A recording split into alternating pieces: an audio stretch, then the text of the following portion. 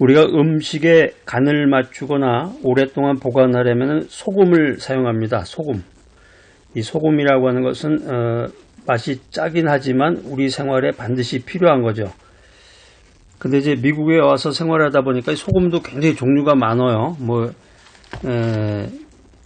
히말라야 산에서 나온 소금도 있고, 분홍색 소금도 있고, 예전에 그 유럽에 가보니까 그 소금 광산이라고 해서, 예전에는, 지금은 소금이 흔하죠. 지금은 돈만 주면 소금을 다 살 수가 있는데, 예전에는 이제 소금을 화폐로 이제 취급하기도 하고, 고대 사회에서는 이제 소금이 굉장히 중요한 것이었기 때문에, 그 유럽의 소금 광산 가보니까 거기는 거기서 일하는 사람들은 다 귀족이라고 그래요. 하여튼 이 소금이 우리 생활에 엄청나게 중요하고 필요한 것이다 라는 것입니다.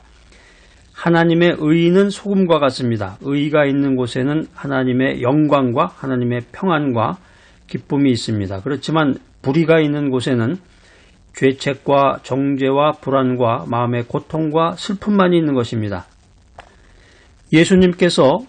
주 예수님께서 우리에게 용서와 의를 주십니다. 여러분, 예수님 그러면 기쁜 마음이 드나요? 예수 그리스도 그럼 좀 약간 딱딱한 느낌이 들긴 하는데, 주 예수님 그러면 굉장히 친근한 마음이 들고 주님께서 나와 함께 하시는구나 이런 따스한 마음이 들기도 하는데, 예수님께서는 우리에게 용서와 의를 주신다. 그래서 십자가에서 우리를 위해서 대신 죽으심으로 공의의 하나님 앞에서 죄의 대가를 지불하신 분이 주님이시다라고 하는 것입니다. 그래서 돌아가시고 부활하심으로 우리를 영원히 의롭게 하신 분, 그분이 바로 예수님이시다. 이 사실을 알고 믿어야 되겠습니다. 더 나아가서 예수님께서 우리에게 은혜의 선물을 주신다라고 하는 것입니다. 은혜의 선물, 죄를 회개하고 믿으면 예수 그리스도를 구주로 모신 사람은 의롭다함을 주신다라고 하는 것입니다. 은혜가 뭐냐? 은혜. 이제 교회에서 주일 예배 끝나고 설교 메시지 끝나고 나서 이렇게 문 바깥으로 나가려고 그러면 목사님들이 쭉 서 있죠. 목사님, 장로님. 그러면서 목사님한테 오늘 은혜 많이 받았습니다. 이렇게 얘기하는데, 그 목사님 메시지가 정말로 은혜를 받았는지, 감동이 됐는지, 좋았는지, 나빴는지를 떠나서 일단 목사님한테는 그 얘기 해주는 게 에티켓이에요. 은혜 많이 받았습니다. 그러면 목사님이 기분이 좋고 에너지가 충만해지는데, 아무 말도 안 하고 그냥 지나간다. 그러면 목사님이 시험해지는 거죠. 그 순간. 이 은혜라고 하는 것은 한마디로 받을 자격이 없는 사람에게 무조건적으로 주는 그 하나님의 호의죠. 그러니까 이게 행위의 대가가 아니라는 거예요.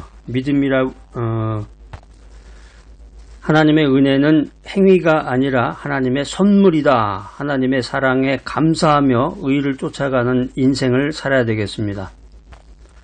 말씀을 듣고 깨달은 사람에게 주님께서 은혜를 주시는데, 은혜라고 하는 것은 구체적으로 죄를 용서받고 구원을 받게 되고 성령 충만하게 되고 영혼이 잘 될 수 있는 그런 은혜를 우리들에게 베풀어 주시는 것입니다.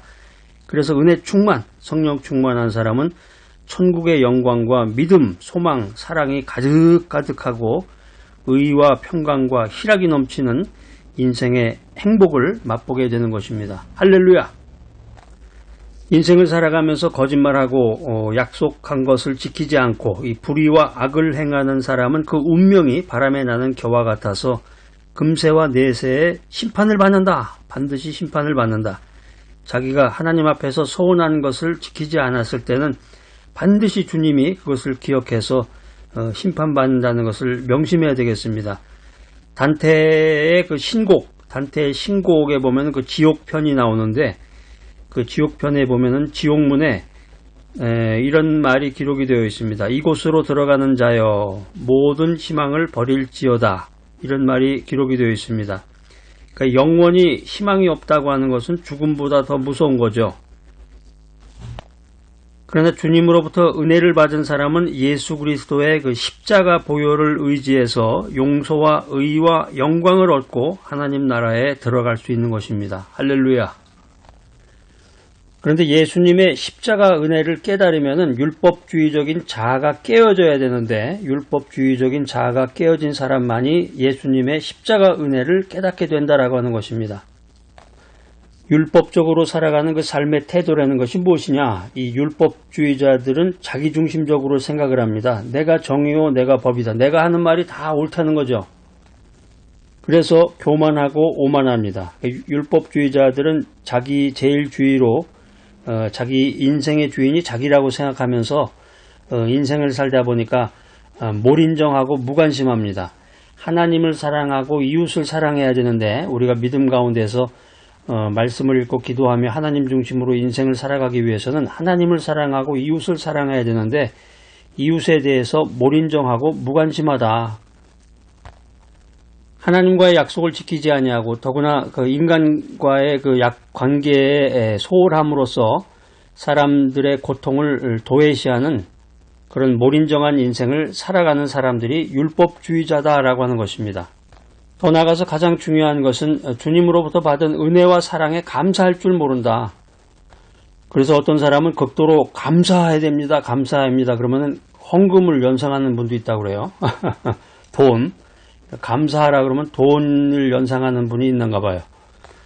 그러니까 성경 메시지를 들을 때마다 감사하세요.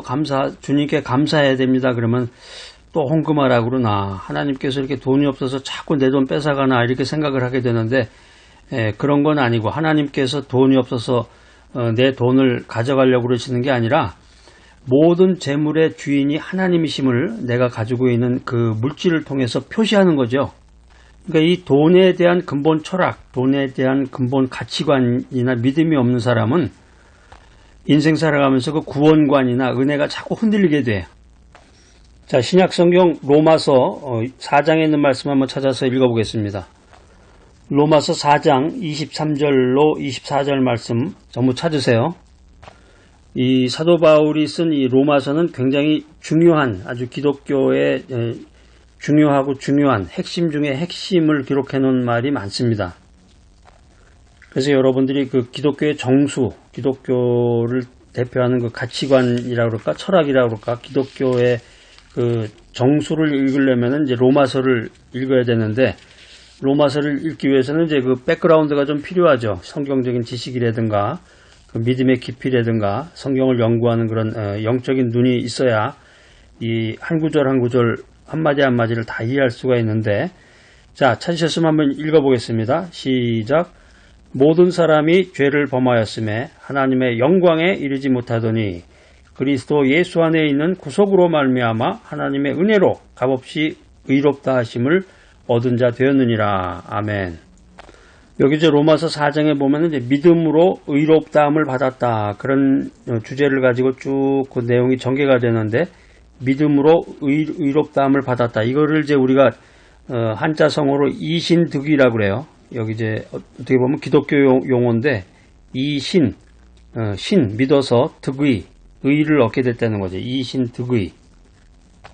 그러니까 요즘 이제 현대 사회에는 그 뉴스나 신문 같은 걸 보면은 새로운 용어들이 많이 나오죠. 새로운 용어들이.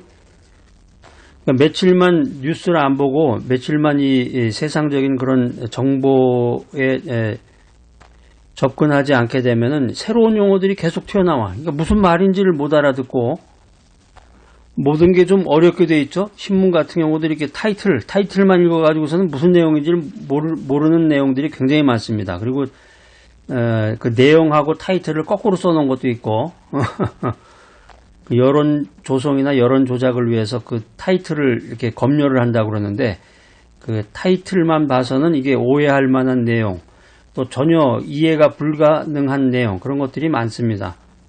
우리 복음의 메시지도 같은 것 같아요. 너무 어려운 말이나 신학적인 용어라든가 기독교적인 용어를 사용하다 보면은 믿은 지 얼마 안 되는 사람이던가 나이가 들어서 믿은 사람들은 그 말이 무슨 말인지가 이해가 되질 않는 거예요. 그래서 우리가 믿음에 대해서 연구하고 성경에 대해서 연구하고 신학에 대해서 연구할 때 가장 근본적인 것 중에 하나가 이제 율법과 은혜인데, 은혜 전에 이제 율법이 있었으니까 구약 시대는 율법의 시대요, 신약 시대는 은혜의 시대다. 뭐 이렇게 쉽게 설명하기도 하고, 주님으로부터 이제 은혜가 왔다.